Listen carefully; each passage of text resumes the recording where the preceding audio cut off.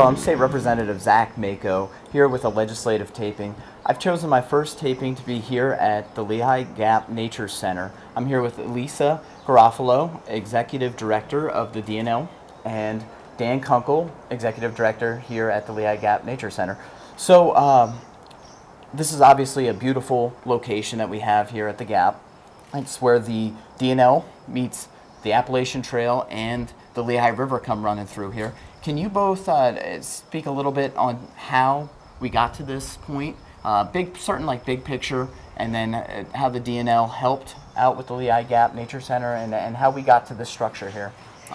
So yeah, so it all, I say, you know, our part started 30 years ago. We're actually celebrating our 30th anniversary this year, when a group of really, folks with a lot of foresight realized that there were historic resources as well as environmental resources in this region that it was very important to conserve them, as well as help them revitalize and to help sustain the region. So, our first decade was really all about planning, and this was a very important spot because, as you'll find out, this location was a Superfund site. This was located next to one of the communities that had an integrated economy, you know, with the New Jersey Zinc Company.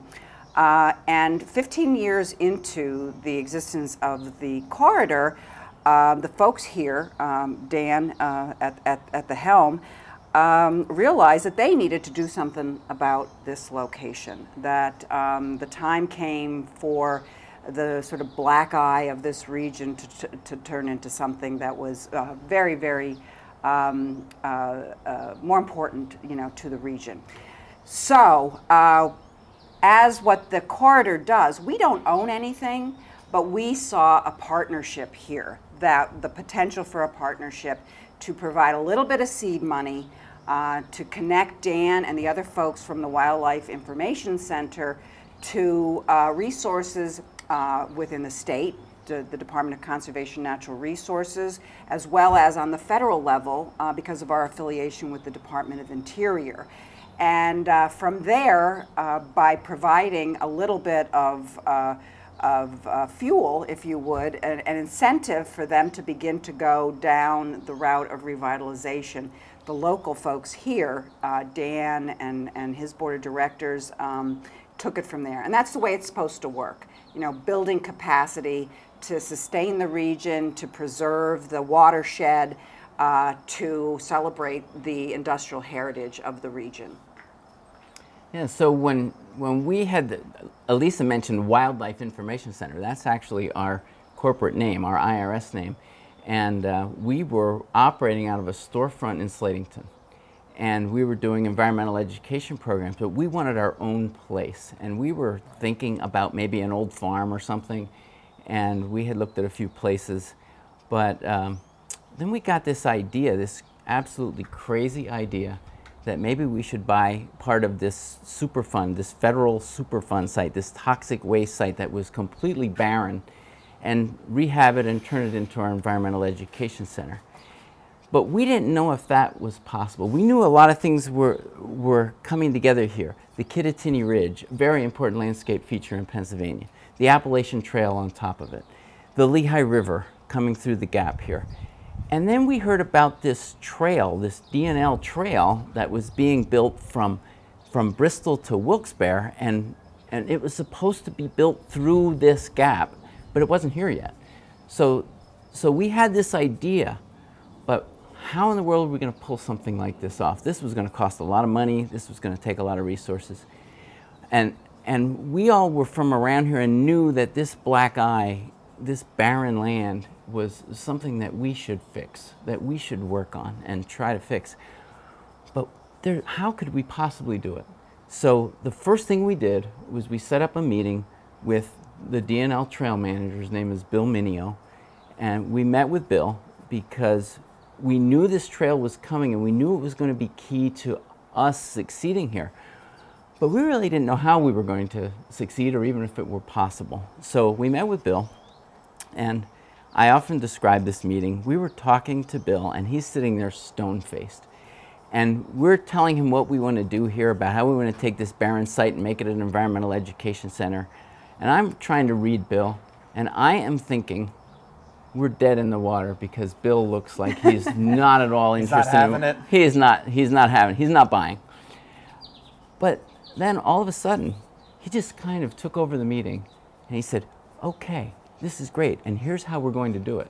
And what I didn't realize, none of us here at the Nature Center realized, was that this was one of the biggest trail managers' headaches in the whole 165 miles of the trail, because this mountain was falling down all the time. It was eroding downhill, and rocks are falling down, and how in the world are they going to build a trail under this mess, this barren site that's eroding? And so before the trail could be built, they wanted to stabilize the mountain. Well, here's a group coming saying, we want to solve your biggest environmental problem along the trail. And so Bill was ecstatic that we wanted to do this.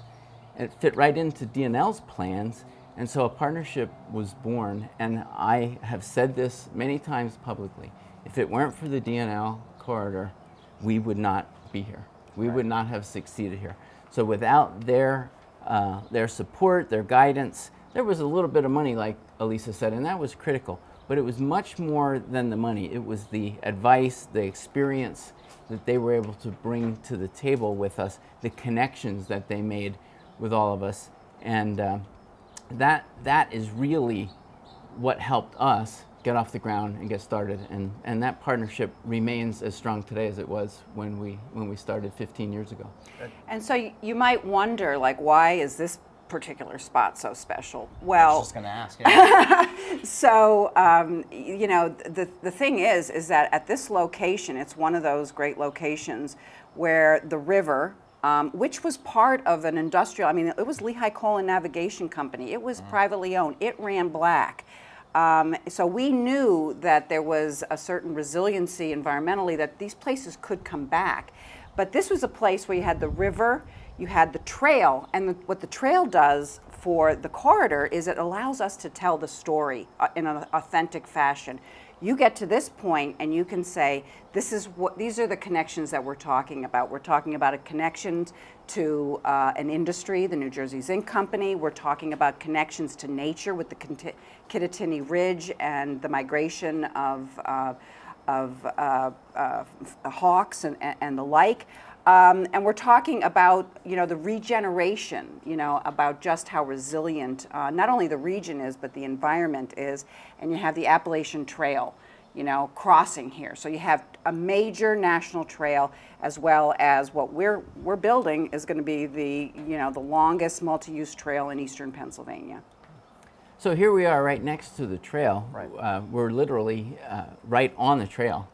In fact, it's 20, 30 feet over there? Yes, you could practically throw a feather onto it from our building. And what we've done here is we've created a site that trail users can use.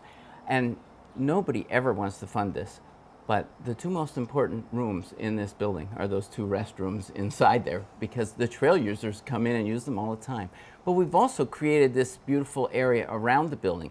These are all native plant gardens that you see around here. Every plant here, except a few that sneak in once in a while on us, is a native plant that was here when Europeans came to North America. We're trying to bring back those natives and get that ecology reestablished again. These are habitat gardens. The birds and the wildlife love these gardens and thrive here. We created a pavilion.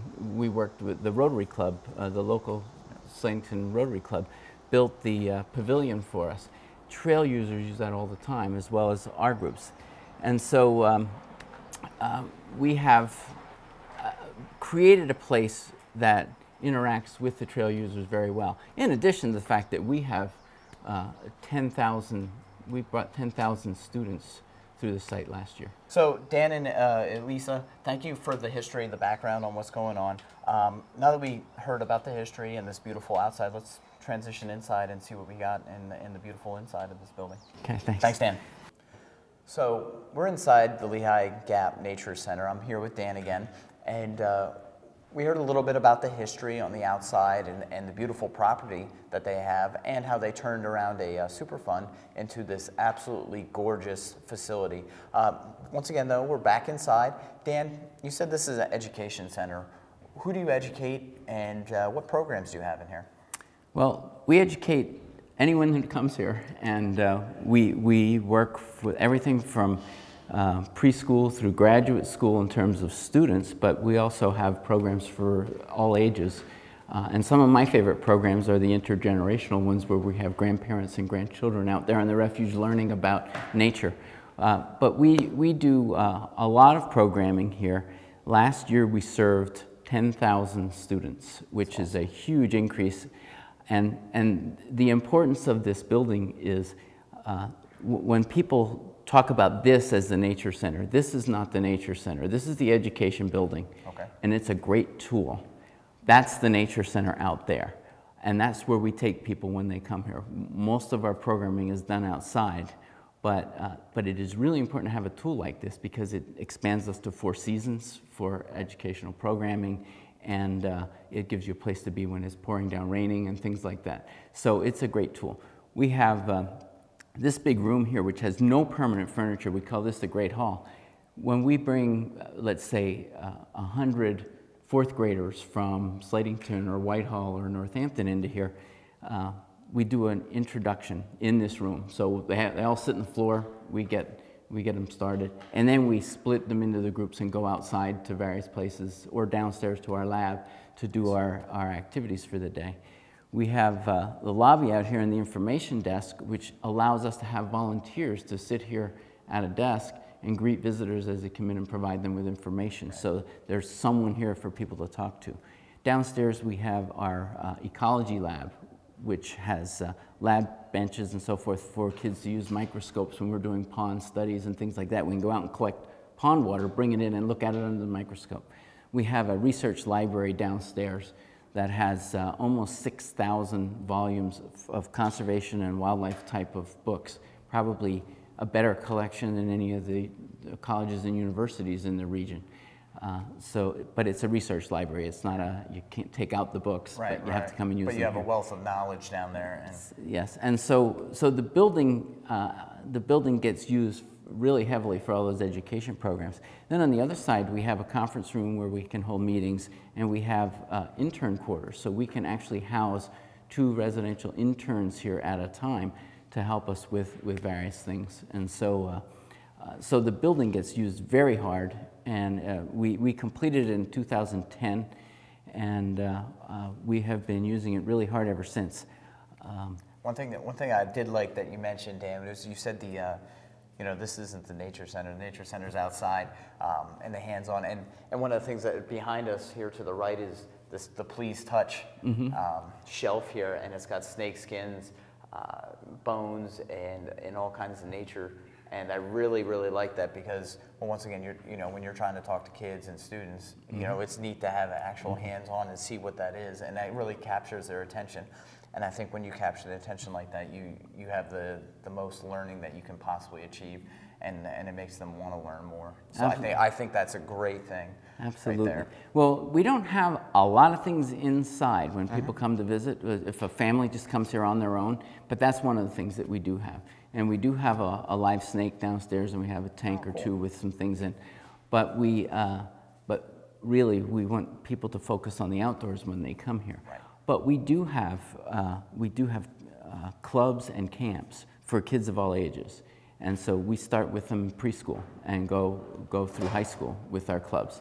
And our camps, there's a camp going on right now. This one's called Watershed Camp, where it's older kids, high school, junior high and high school age kids, learning about the watershed, about the river and so forth. So we run the gamut with our programs, and we really try to address all the needs. But Please Touch is important, and kids getting a close-up and a hands-on touch. I think that really hits home for them. Absolutely. Especially when you don't see it every day. Right. So, all right. Well, Dan, thank you. I appreciate the information on the inside of this beautiful building. We're here with our legislative taping. We're going to take a break, but when we come back, we're going to meet up with Lisa back outside talking about the DNL, and we'll see you then. Thank you.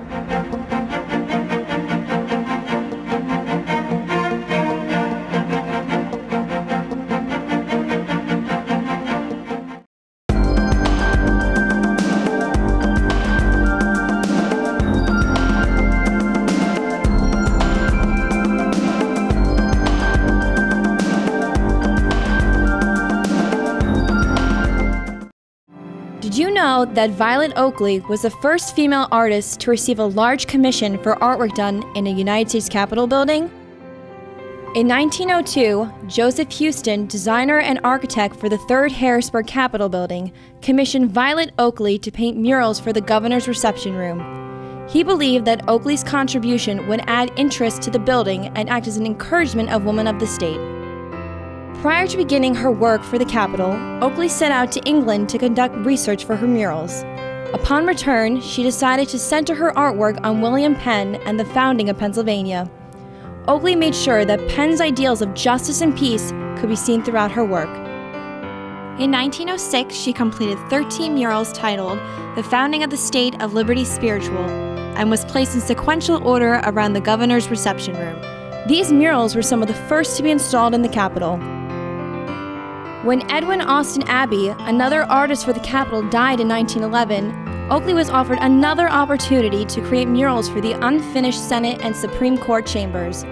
Her work on the Senate murals, including International Understanding, was completed by 1919. Oakley then completed the Supreme Court murals, including the Divine Law, by 1927. Oakley is said to be the principal artist for the Capitol, with a total of 43 murals on display. She remains one of the greatest muralists in the United States. Now you know. Hello again, and we're back outside now on the D&L Trail. We have Elisa here and Dan. And now that we transitioned outside, I was looking around the property and I noticed that you have some solar panels on your building. Can you tell us a little bit about those and what's going on with that? Sure, the solar panels are brand new, and that is the last piece of our green building effort. When we built this building, we built it as efficient and as green as possible. And we didn't have the money to apply for LEED certification, but the Green Building Council that does the LEED certification gave us a Green Building Award. And the solar panels were the last piece, and we just got a grant from the Green Mountain Energy Sun Club to put those solar panels on, and they will generate throughout a year approximately 100% of our electricity. So that's a really, really cool thing. That's truly amazing. That's amazing. Yeah. Now, I also noticed when we were in the great room, the bird silhouettes on the window. What's up with that? What's going on? Well, that's part of our green building too. A lot of people don't recognize that as part of the green building, but those are material called kaleidoscape. You might also notice at places where we have parachute cord strings hanging down in front of the glass. That. Yes. That is to prevent collisions by birds. Okay. Birds cannot see glass, and they see the reflection and think they're flying into that reflection, and they crash into the glass. And so many millions of birds are killed a year, every year by buildings, by glass. Mm-hmm. And so this is our effort to save the birds that are here, and also to educate people about what they need to do in their windows at home. Right.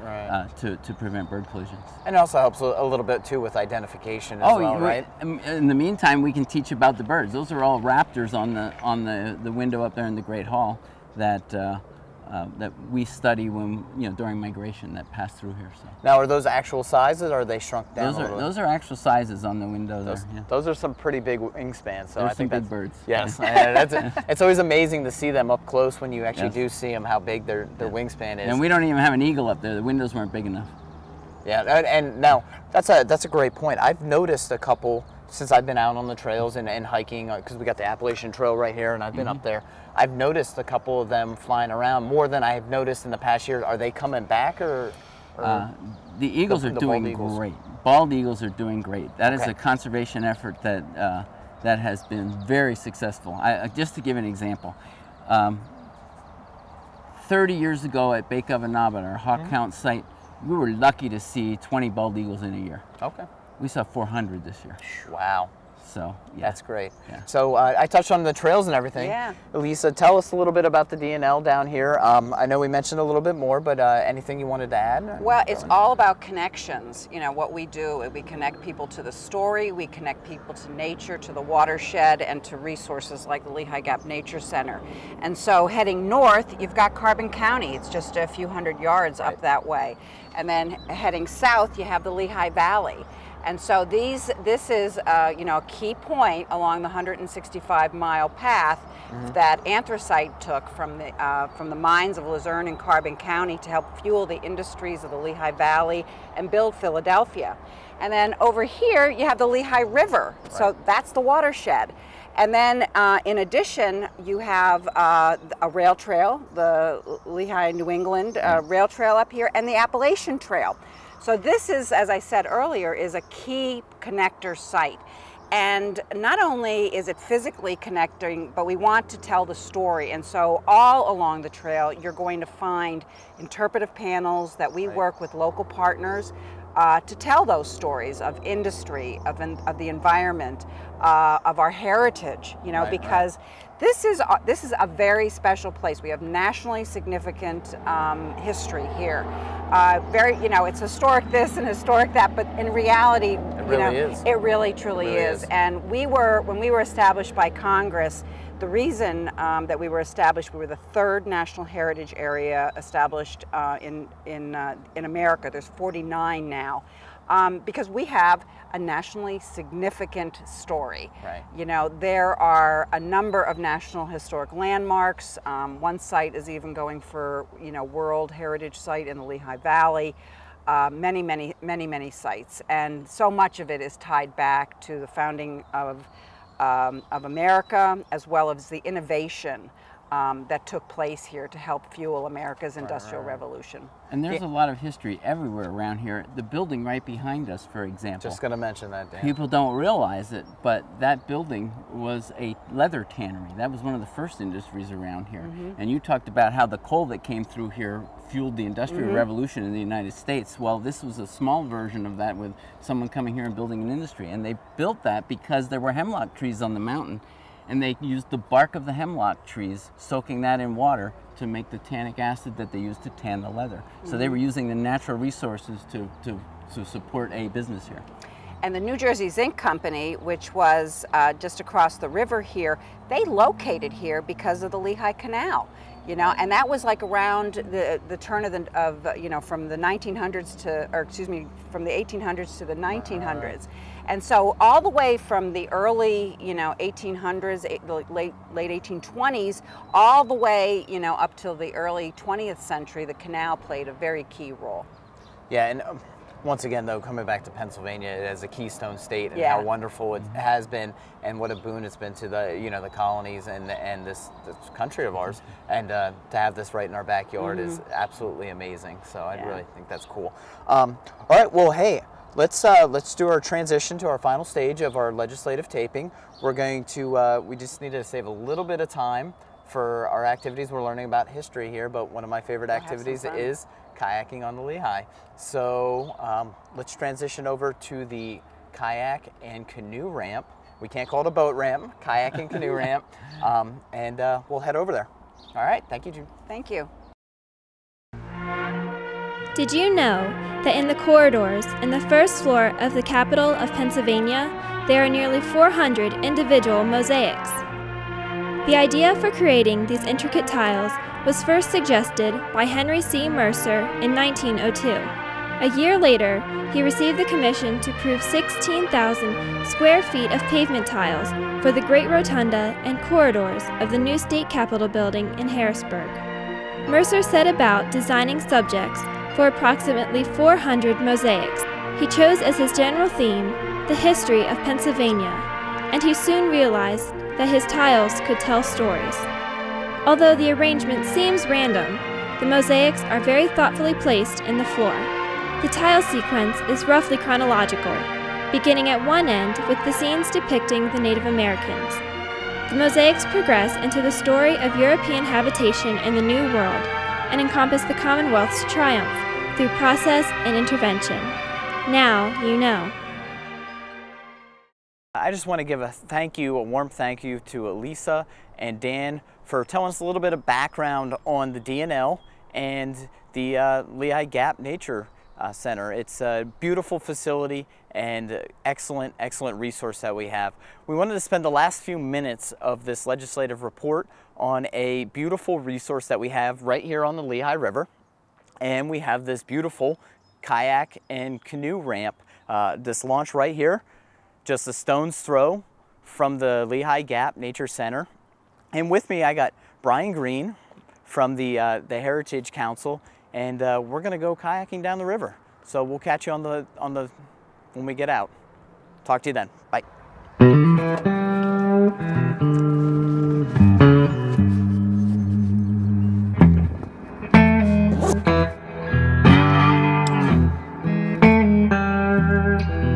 Let's do it.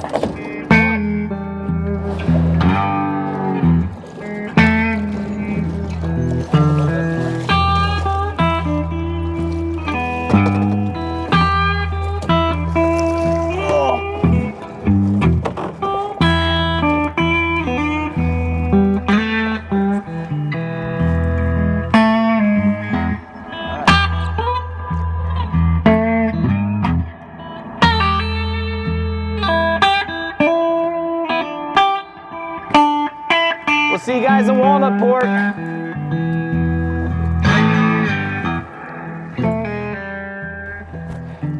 So what a great workout that was. Little 2-mile stretch, good 40 minutes down here. What a beautiful sight too. We had the gap in the background, nice, clean, cool water. And this is right in our backyard. Anyone from locals to out-of-towners can come in and come down the river. That's about all the time we've had for this legislative taping. Join me next time. And once again, I'm Zach Mako, your state representative in the 183rd. Thank you.